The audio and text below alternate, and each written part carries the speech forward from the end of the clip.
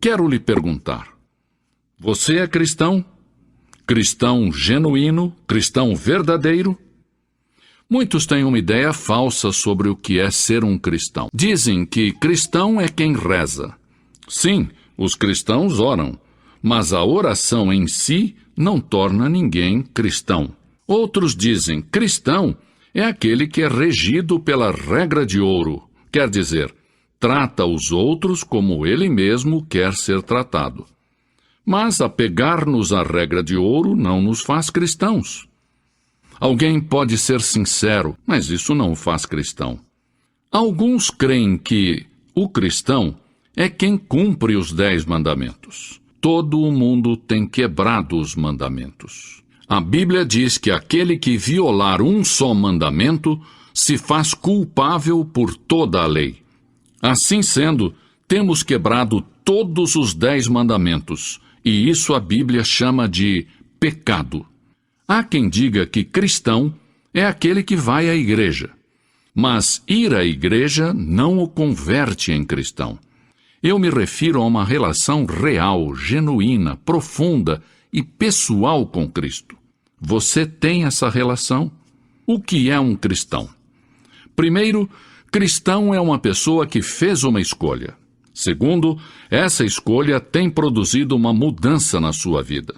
E terceiro, tem aceitado um desafio. A seguir, quero destacar estes 3 aspectos. Primeiro, cristão é uma pessoa que fez uma escolha. Através de toda a Bíblia, somos chamados a escolher. No Jardim do Éden, Adão e Eva fizeram uma escolha errada. Rebelaram-se contra Deus. Decidiram tratar de construir o seu mundo sem Deus e cometeram um erro terrível e trágico. Os nossos primeiros pais quebraram a lei de Deus.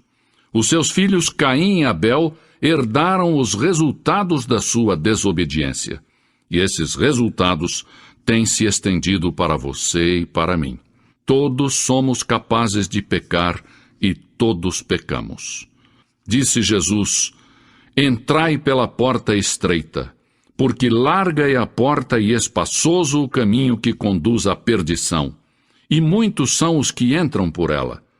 Porque estreita é a porta e apertado o caminho que conduz à vida, e poucos são os que a encontram. Mateus 7, 13, 14.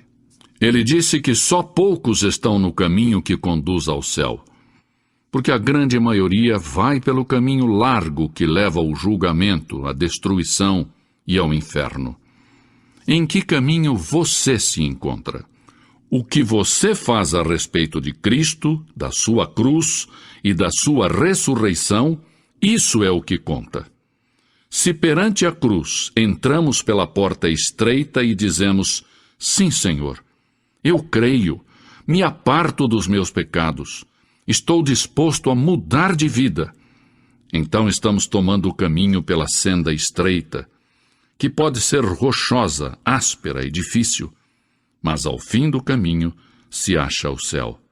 Nesse caminho, Deus vai nos proporcionar novos recursos, novo poder, novo gozo e novo amor. Segundo, cristão é a pessoa em cuja vida se tem produzido uma mudança.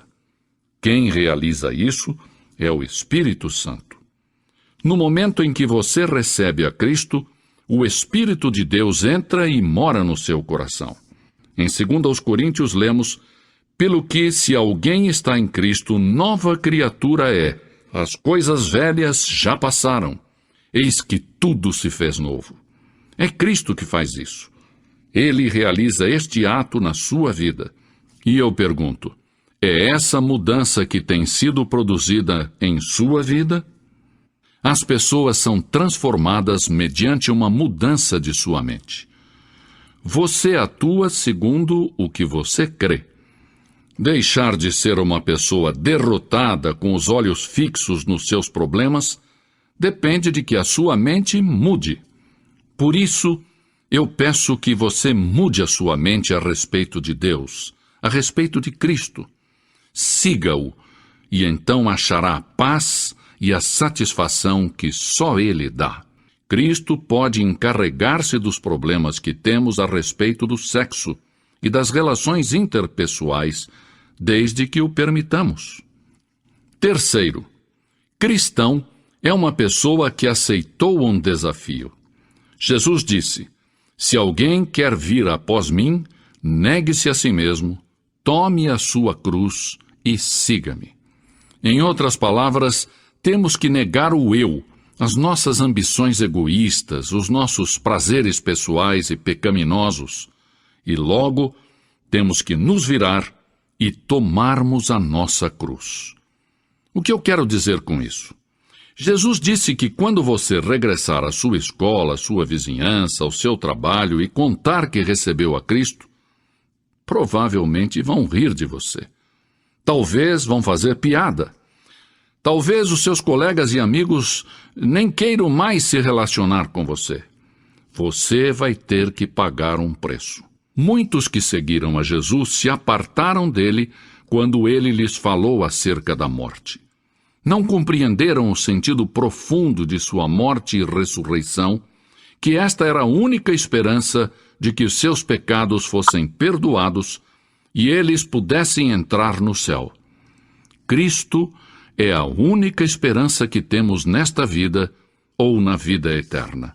Mas Jesus ensinou que há 2 caminhos, e você tem que decidir qual deles tomará. Há 2 senhores, e você tem que eleger a qual deles servirá. Há 2 destinos, o céu e o inferno. Você tem que escolher. Deus não escolhe por nós. Ele deu o seu Filho, que oferece perdoar os nossos pecados e quer nos dar vida eterna. Ajuda-nos a tomar a decisão, enviando o seu Espírito Santo para nos convencer. Esta é a decisão que devemos tomar. Jesus perguntou aos seus discípulos: quem dizem os homens que é o Filho do Homem?